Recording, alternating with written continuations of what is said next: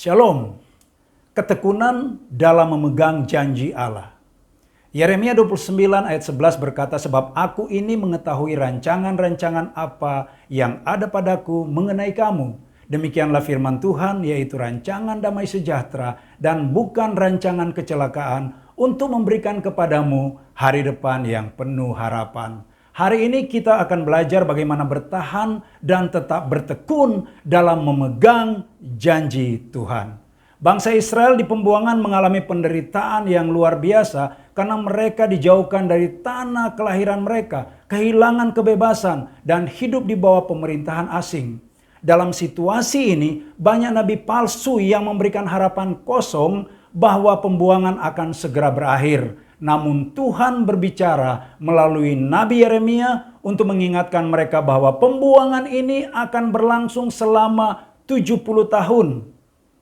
Bukannya disuruh untuk menyerah atau memberontak, Tuhan meminta bangsa Israel untuk tetap hidup, tetap bekerja, dan melakukan aktivitas seperti biasanya setiap hari, dan berdoa bagi kesejahteraan negeri di mana mereka berada. Seperti bangsa Israel, kita juga sering merasa terjebak dalam situasi yang tidak menentu, penuh dengan tantangan dan penuh dengan kesulitan. Kita mungkin bertanya-tanya, apa maksud Tuhan di balik semuanya ini? Namun, saudaraku, apakah kita harus terus merasa khawatir, bimbang, takut, kemudian menyerah, bahkan tidak mempercayai Tuhan? Tidak perlu kita takut berlebihan akan hidup ini.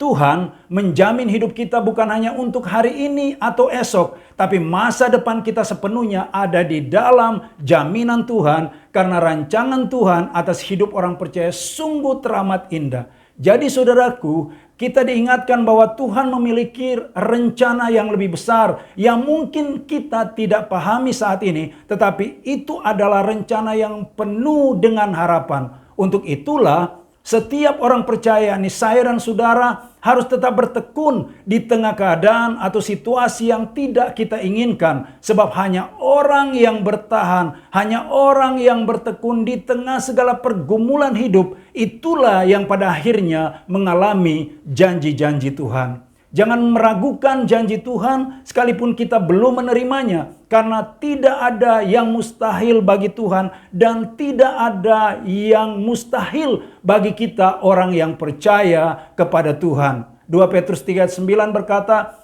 Tuhan tidak lalai menepati janjinya sekalipun ada orang yang menganggapnya sebagai kelalaian. Manusia bisa saja berjanji namun lupa pada janjinya. Atau berjanji namun sulit menepati janji karena janjinya terlalu tinggi dan berlebihan.